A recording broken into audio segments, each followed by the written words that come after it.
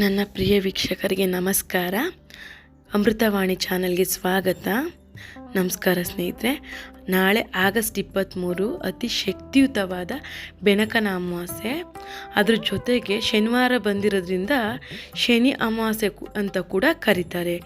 August 23ರಂದು ಭಾದ್ರಪದ ಅಮಾವಾಸ್ಯೆ ಎಂದು ಕೂಡ ಆಚರಿಸಲಾಗುತ್ತದೆ. ಭಾದ್ರಪದ ಅಂತ ಹೇಳ್ತಾರೆ. ಈ ಬಾರಿ ಭಾದ್ರಪದ ಅಮಾವಾಸ್ಯೆ ಶನಿವಾರ ಬಂದಿರೋದ್ರಿಂದ ಇದನ್ನು ನಾವು ಶನಿ ಅಮಾವಾಸ್ಯೆಯಿಂದ ಕೂಡ ಕರಿತೀವಿ. ವೈದಿಕ ಜ್ಯೋತಿಷ್ಯದ ಪ್ರಕಾರ ಶನಿ ಅಮಾವಾಸ್ಯೆಯಿಂದ ಭೌತಿಕ ಸುಖಗಳ ಅಧಿಪತಿ ಯಾರು ಗೊತ್ತಾ? ಶುಕ್ರನ ನಕ್ಷತ್ರವು ಬದಲಾಗ್ತಾ ಇರೋದ್ರಿಂದ ಹಾಗಾಗಿ ನಮ್ಮದು ಹೆಚ್ಚು ದುಪ್ಪಟ್ಟು ನಾವು ಪಡ್ಕೋಬೋದು, ಹೆಚ್ಚು ಶಕ್ತಿ ಕೂಡ ಇರುತ್ತೆ.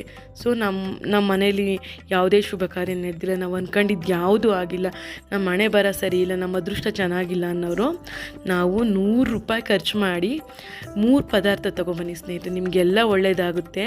ನಮ್ಮ ಅದೃಷ್ಟದ ಬಾಗಿಲು ಕೂಡ ತೆರೆಯುತ್ತೆ, ಅಷ್ಟೈಶ್ವರ್ಯ ಕೂಡ ಪ್ರಾಪ್ತವಾಗುತ್ತೆ. ಅಷ್ಟೇ ಅಲ್ಲದೆ ಅವರ ಮನೆಯಲ್ಲಿ ಲಕ್ಷ್ಮೀದೇವಿ ಶಾಶ್ವತವಾಗಿ ನೆಲೆಸ್ತಾಳೆ ಸ್ನೇಹಿತರೆ. ಅವರು ಬೇಕಾದಷ್ಟು ಐಶ್ವರ್ಯ ಕೂಡ ಕೊಡ್ತಾರೆ. ಸೊ ಹಾಗಾಗಿ ಮರೆಯದೆ ನಾವು ಅಮಾವಾಸ್ಯೆ ದಿನ ಈ ವಸ್ತುಗಳನ್ನು ತಪ್ಪದೆ ಮನೆ ತೆಗೆದುಕೊಳ್ಬೇಕಾಗುತ್ತೆ. ಒಂದು ವೇಳೆ ನಾನು ಹೇಳಿದ್ದೆಲ್ಲ ತೊಗೊಂಬರ್ಲಿಕ್ಕಾಗಲಿಲ್ಲ ಅಂದರೆ ಕನಿಷ್ಠ ಪಕ್ಷ 2 ಪದಾರ್ಥಗಳನ್ನಾದ್ರೂ ತೊಗೊಬನ್ನಿ ಸ್ನೇಹಿತರೆ. ಹಾಗಾಗಿ ನಾವು ಈ ಪದಾರ್ಥಗಳನ್ನು ಖಂಡಿತ ತರೋಕ್ಕೆ ನಾವು ಪ್ರಯತ್ನ ಪಡೋಣ. ನಮ್ಮ ಚಾನಲ್ಗೆ ಸಬ್ಸ್ಕ್ರೈಬ್ ಆಗಿಲ್ಲ ಅಂದರೆ ಈಗಲೇ ಸಬ್ಸ್ಕ್ರೈಬ್ ಆಗಿ ಪಕ್ಕದಲ್ಲೇ ಇರೋ ಬೆಲ್ ಬಟನ್ನ ಕ್ಲಿಕ್ ಮಾಡ್ಕೊಳ್ಳಿ. ಕಾಮೆಂಟಲ್ಲಿ ನೀವು ಜೈ ಗಣೇಶ್ ಅಂತ ಕಾಮೆಂಟ್ ಮಾಡಿ ಸ್ನೇಹಿತರೆ. ಮಹಿಳೆಯರು ಸೂರ್ಯೋದಯಕ್ಕಿಂತ ಮುಂಚೆ ಎದ್ದು ಸ್ನಾನ ಮುಗಿಸಿ ಬಾಗಿಲಿಗೆ ರಂಗೋಲಿ ಹಾಕಿ ಉಪವಾಸ ವ್ರತಾಚರಣೆ ಮಾಡ್ತಾರೆ ಸ್ನೇಹಿತರೆ. ಉಪವಾಸ ವ್ರತಾಚರಣೆ ಮಾಡೋದ್ರಿಂದ ಗಂಡನ ಆಯಸ್ಸು ಹೆಚ್ಚಾಗುತ್ತೆ. ಆದ್ದರಿಂದ ಈ ದಿನ ಉಪವಾಸ ಕೂಡ ಮಾಡ್ತಾರೆ.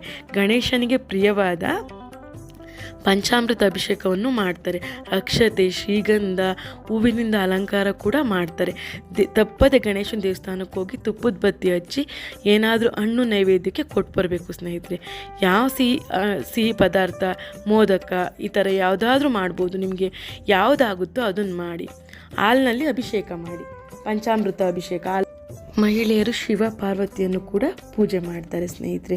ಅಂತಿಮವಾಗಿ ನಾವು ಆರತಿ ಮತ್ತು ನೈವೇದ್ಯ ಮಾಡಬೇಕು. ಮನೆಯಲ್ಲಿ ದೇವಸ್ಥಾನಕ್ಕೂ ಕೂಡ ಹೋಗಿ ಬರಬೇಕು. ಪೂಜೆ ಆದಮೇಲೆ ನಾವು ದೇವರಲ್ಲಿ ಭಕ್ತಿಯಿಂದ ಪ್ರಾರ್ಥನೆ ಮಾಡಬೇಕು. ನಮ್ಮಿಂದ ಏನಾದರೂ ತಪ್ಪಾಗಿದ್ದರೆ ಕ್ಷಮಾಪಣೆ ಕೇಳಬೇಕು. ಕ್ಷಮಾಪಣೆ ಮನ್ನಿಸಿ ಮುನ್ನಡೆಸಿ ದಾರಿ ತೋರಿ ಅಂತ ಬೇಡ್ಕೊಳ್ಬೇಕು. ಆಗ ದೇವ್ರು ನಮ್ಮನ್ನ ಖಂಡಿತ ಮನ್ನಿಸಿ ನಮ್ಗೆ ಒಳ್ಳೆ ದಾರಿನ ತೋರಿಸೇ ತಿಳಿದರೆ. ಏನಾದರೂ ತಪ್ಪು ಹಾಗೇ ಆಗಿರುತ್ತೆ. ಮನುಷ್ಯ ಅಂತಿದ ಮೇಲೆ ತಪ್ಪು ಮಾಡೋದು ಸಹಜ. ನಾವು ಭಗವಂತನಲ್ಲಿ ಮೊರೆ ಇಡಬೇಕು. ನಮ್ಮ ಪತಿಗೆ ದೀರ್ಘಾಯುಷ್ಯ ಕೊಡು, ದೀರ್ಘ ಸುಮಂಗಲಿ ಭವ ಅಂತ ನಾವು ಬೇಡ್ಕೊಳ್ಬೇಕಾಗುತ್ತೆ. ಆದ್ದರಿಂದ ಶಿವ ಪಾರ್ವತಿ ಗಣೇಶನ ಕೃಪೆ ನಮ್ಮೆಲ್ಲರ ಮೇಲೆ ಸದಾ ಇರುತ್ತೆ ಸ್ನೇಹಿತರೆ. ಅದರಲ್ಲಿ ಸಂಪತ್ತು ಕೂಡ ಅಭಿವೃದ್ಧಿ ಆಗುತ್ತೆ. ಮನೆಗೆ ತಂದರೆ ಒಳ್ಳೆಯದು. ಮನೆಯಲ್ಲಿ ಯಾವುದೇ ಶುಭ ಕಾರ್ಯ ನಡೆದಿಲ್ಲ ಅಂದರೆ ಈ ಅಮಾವಾಸ್ಯೆ ದಿನ ಅರಿಶಿಣನ ಮನೆಗೆ ತರಬೇಕಾಗುತ್ತೆ. ಅರಿಶಿಣ ತಂದು ಅದನ್ನು ಒಂದು ಲಕ್ಷ್ಮೀ ಗೊಂಬೆಯನ್ನಾಗಿ ಮಾಡಿ ಅದನ್ನು ದೇವ್ರ ಮನೇಲಿಟ್ಟು ಪೂಜೆ ಮಾಡಿ ಅಮಾವಾಸ್ಯೆ ಮುಗಿದ ಮೇಲೆ ಹರಿಯ ನೀರು ಅಥವಾ ಬಾವಿ ಒಳಗಡೆ ಹಾಕಬೇಕು. ಮಾಡೋದ್ರಿಂದ ತುಂಬ ಒಳ್ಳೆಯದು. ನಿಮ್ಮ ಕುಟುಂಬಕ್ಕೂ ಕೂಡ ಶ್ರೇಯಸ್ ಸಿಗುತ್ತೆ. ಎರಡನೇದಾಗಿ ಕೊಂಡ್ಕೊಂಡು ಬರಬೇಕಾಗಿರೋದು ಕಲ್ಲುಪ್ಪು. ಉಪ್ಪನ್ನು ಲಕ್ಷ್ಮೀದೇವಿ ಅಂತ ಹೇಳ್ತಾರೆ. ಉಪ್ಪು ಲಕ್ಷ್ಮೀದೇವಿಗೆ ತುಂಬ ಪ್ರಿಯವಾಗಿರೋದು. ಅಲ್ಲದೆ ನಾವು ಆ ದಿನ ಉಪ್ಪನ್ನು ಕೊಂಡ್ಕೊಂಡು ಬರೋದ್ರಿಂದ ಮನೇಲಿ ನಮ್ಮ ಲಕ್ಷ್ಮಿ ಸ್ಥಿರವಾಗಿ ನೆಲೆಸ್ತಾರೆ ಸ್ನೇಹಿತರೆ. ನಾವು ಲಕ್ಷ್ಮೀ ದೇವಿನ ಆಹ್ವಾನ ಮಾಡ್ದಂಗೆ. ಮುಂಚೆ ಎಲ್ಲ ಕಲ್ಲುಪ್ಪನ್ನು ತಂದು ಒಂದು ಮಣ್ಣಿನ ಮಡಿಕೆಯಲ್ಲಿ ಹಾಕಿ ಅದಕ್ಕೆ ನಾಣ್ಯಗಳನ್ನು ಹಾಕಿ ಪೂಜಿಸ್ತಿದ್ದು ಸ್ನೇಹಿತರೆ. ಈ ರೀತಿ ಮಾಡೋದ್ರಿಂದ ನಮ್ಮ ಮನೆಯಲ್ಲಿ ಲಕ್ಷ್ಮೀದೇವಿ ಸದಾ ನೆಲೆಸ್ತಾಳೆ. ಆಮೇಲೆ ಮಾರನೇ ದಿನ ನಾವು ಒಂದು ಇಡೀ ಉಪ್ಪನ್ನು ನಾವು ದೃಷ್ಟಿ ಕೂಡ ತಗೊಳ್ಬೋದು.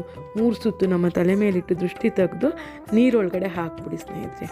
ಅಥವಾ ಯಾವುದಾದ್ರೂ ಒಂದು ಬಟ್ಲಿರೋಂಥ ನೀರಿಗೆ ಹಾಕಿ ಚೆಲ್ಬಿಡಿ ಸ್ನೇಹಿತರೆ. ಒಂದು ಗಿಡಕ್ಕೆ ಚೆಲ್ಬಿಡಿ. ಮತ್ತು ನಮ್ಮ ಮನೆ ಮುಖ್ಯ ದ್ವಾರಕ್ಕೂ ಕೂಡ ಮನೆಗೆ ದೃಷ್ಟಿ ಬಿದ್ದಿದ್ರೆ ಮನೆಗೂ ಕೂಡ ದೃಷ್ಟಿ ತೆಗೆದು ನಿವಾರಿಸಿ ನೀರೊಳಗಡೆ ಹಾಕಿ ಒಂದು ಮರದ ಕೆಳಗಡೆ ಹಾಕೋದ್ರಿಂದ ನಮ್ಮ ಎಲ್ಲ ದೃಷ್ಟಿ ದೋಷಗಳು ನಿವಾರಣೆ ಆಗುತ್ತೆ. ಮತ್ತು ಮನೆಯಲ್ಲಿ ಲಕ್ಷ್ಮಿ ಸ್ಥಿರವಾಗಿ ನೆಲೆಸ್ತಾಳೆ ಸ್ನೇಹಿತರೆ. ಈ ರೀತಿ ಮಾಡೋದ್ರಿಂದ ನಮ್ಮ ಸಕಲ ಅಭಿಷ್ಟಗಳು ಕೂಡ ನೆರವೇರುತ್ತೆ. ನೀವು ಈ ರೀತಿ ಮಾಡಿ ನೋಡಿ, ತಪ್ಪದೆ ಕಾಮೆಂಟ್ ಬಾಕ್ಸಲ್ಲಿ ತಿಳಿಸಿ. ವಸ್ತು ಯಾವುದು ಅಂದರೆ ಬೆಲ್ಲ. ನಾವು ಹಚ್ಚಿರೋ ಅಂಥ ಬೆಲ್ಲ ತೊಗೊಂಬಂದು ಅದರಲ್ಲಿ ತುಪ್ಪದ ಬತ್ತಿ ಹಚ್ಬೋದು ಸ್ನೇಹಿತರೆ. ಇದರಿಂದ ಕೂಡ ತುಂಬ ಒಳ್ಳೆಯದು. ಈ ಮೂರು ಪದಾರ್ಥಗಳನ್ನು ತಂದು ನಮ್ಮ ಅಭಿಷ್ಟಗಳನ್ನು ಈಡೇರಿಸ್ಕೊಳ್ಳೋಣ. ಎಲ್ರಿಗೂ ಒಳ್ಳೆಯದಾಗಲಿ. ಅಮಾವಾಸ್ಯೆ ದಿನದಂದು ನೀವೇನೇನು ತರಬೇಕು ಅಂತಂದರೆ ಅರಿಶಿಣ, ಕಲ್ಲುಪ್ಪು ಮತ್ತು ಬೆಲ್ಲನ ತುಪ್ಪದ ಬತ್ತಿಯಿಂದ ಹಚ್ಚಿ ದೇವರಿಗೆ ಆರತಿ ಮಾಡೋದ್ರಿಂದ ತುಂಬ ಒಳ್ಳೆಯದು. ನೀವು ಈ ರೀತಿ ಮಾಡಿ ನೋಡಿ. ಎಲ್ಲರಿಗೂ ಒಳಿತಾಗಲಿ, ಎಲ್ಲರಿಗೂ ಶುಭವಾಗಲಿ. ಗಣೇಶನ ಕೃಪೆ ಮತ್ತು ಮಹಾಲಕ್ಷ್ಮಿಯ ಕೃಪೆ ನಮ್ಮೆಲ್ಲರ ಮೇಲೆ ಸದಾ ಇರಲಿ ಅಂತ ಬೇಡ್ಕೊಳ್ತಾ ಈ ವಿಡಿಯೋನ ಮುಗಿಸ್ತಾ ಇದ್ದೀನಿ ಸ್ನೇಹಿತರೆ. ವಂದನೆಗಳು.